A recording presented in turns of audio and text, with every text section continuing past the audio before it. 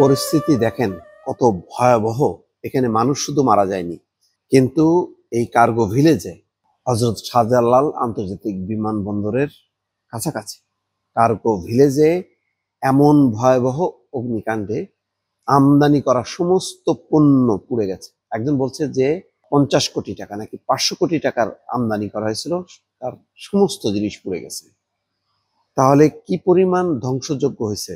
শুধু মানুষ মারা যায়নি, কেউ কেউ বলছেন যে মিনিমাম $1 বিলিয়ন মূল্যের পণ্য শেষ, এবং এর প্রভাব রপ্তানিতে পড়বে। রপ্তানির পরিস্থিতি ভালো না। এই বিপুল পরিমাণ এর ড্যামারেজটা কে দেবে, কিভাবে দেবে, কিভাবে রপ্তানির যে টার্গেটগুলো আছে সেই টার্গেটগুলো পূরণ করা হবে, এটা তো চিন্তাই করা যায় না। ভয়াবহ বিপর্যয়। মানে একটা গার্মেন্টস পুড়লে, দুইটা গার্মেন্টস পুড়লে যতটা না, তার চেয়ে তো এখানে মানে 100-200 গার্মেন্টস একসঙ্গে পুড়ে গেল এরকম মনে হচ্ছে।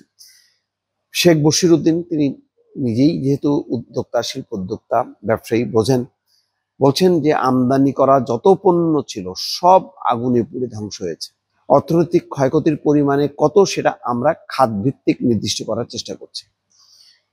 রোববার দুপুরে শাহজালাল আন্তর্জাতিক বিমানবন্দর পুড়ে যাওয়া কার্গো ভিলেজ কমপ্লেক্স পরিদর্শনকালে তিনি এসব কথা বলেন।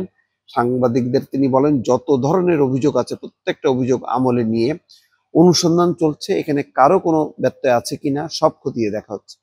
উপদেষ্টা বলছেন, আমাদের একটি কমিটি গঠন করা হয়েছে, তারা আগুন পূর্ববর্তী এবং বর্তমান অবস্থা পুরো ঘটনা অনুসন্ধান করবে। তারপর অংশীজনদের সঙ্গে আলোচনা করে গোয়েন্দা সংস্থা থেকে শুরু করে সব তদন্ত সংস্থা সবাইকে একত্র করে এই রহস্য উদ্ঘাটন করব। তিনি বলেন, এখন যেসব পণ্য আসছে কার্গো থেকে, সেসব পণ্য সরবরাহে যাতে কোনো জটিলতা সৃষ্টি না হয় সেই জন্য আগামী 7 দিন 24 ঘন্টা করে কাজ করব। যারা ক্ষতিগ্রস্ত হয়েছে তাদের ইন্স্যুরেন্স কাভারেজ কি আছে, আমাদের বিমানবন্দরের ইন্স্যুরেন্স কাভারেজ কি আছে, সবকিছু আমলে নিয়ে আমরা সিদ্ধান্ত উপনীত হব। গতকালকের 21টির মতো ফ্লাইট ক্যান্সেল হয়েছে। এসব ফ্লাইটের কারণে যারা ক্ষতিগ্রস্ত হয়েছে, আগামী 3 দিন অতিরিক্ত ফ্লাইটের সব ধরনের চার্জ মওকুফ করেছে সরকার। বুঝতে পারছেন সরকারের কত ক্ষতি, ব্যবসায়ীদের কত ক্ষতি, এবং দীর্ঘস্থায়ী রপ্তানিতে এক প্রভাবটা মিললে এটার আসলে কিভাবে পূরণ হবে এটা বুঝতে পারছি না। সবচেয়ে বড় কথা হলো দুইটা জিনিস, যে এত মূল্যবান যেই সামগ্রী আসে যেই ভিলেজে, যে কার্গো ভিলেজে, তার অগ্নি নির্বাপন ব্যবস্থা তো দুর্বল কেন? সেখানে তো মানে সবসময় সিকিউরিটির লোকজন থাকার কথা। তো যখনই নাকি সূত্রপাত হলো, সেটা কি কোনো সিস্টেমে ধরা পড়েনি? সিসিটিভি কি কাজ করে নাই? এতগুলো প্রশ্ন জমা হয়ে আছে, এগুলির উত্তর কিভাবে আমি দেব বা জানবো কার কাছ থেকে? কোনো কিছু জানা যাচ্ছে না। কিন্তু যেটা ঘটে গেল সেটা শুধু কার্গো ভিলেজের পণ্য বন্ধ হলো না, মানে ঢাকার সাথে বহির্বিশ্বের যোগাযোগের একমাত্র যে বিমানবন্দর, সেই বিমানবন্দর চিন্তা করেন 7 ঘন্টা বন্ধ ছিল, এবং কাছাকাছি মানে কি সেই চট্টগ্রামে সেই মানে ফ্লাইটগুলি নামতে হয়েছে, 8টা কি 10টা নামছে। চিন্তা করতে পারছেন কোথায় চট্টগ্রাম, কোথায় ঢাকার কাছে কোনো ইয়ে নাই।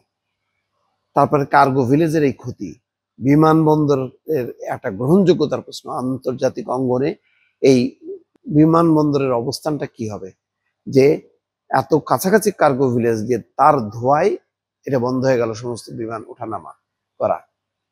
কখনো কখনো দুর্ঘটনা ঘটে, সেটা বড় ধরনের ক্ষেপণাস্ত্র হামলা, জঙ্গি হামলা, সেসব প্রেক্ষিতে, কিন্তু এইরকম কার্গো ভিলেজের আগুনের তাপে একটা এয়ারপোর্ট অচল হয়ে যাওয়া, আর এই যে ব্যবসায়ীদের ক্ষতি, রপ্তানিকারকদের ক্ষতি, আপনি বুঝতে পারেন সব মিলায় কি পরিমাণ একটা ডিজাস্টার গেল। পরপর প্রথমে মিরপুর, তারপর চট্টগ্রাম ইপিজেড, আর সর্বশেষ ঢাকায় এই কার্গো ভিলেজে এসে শেষ হলো।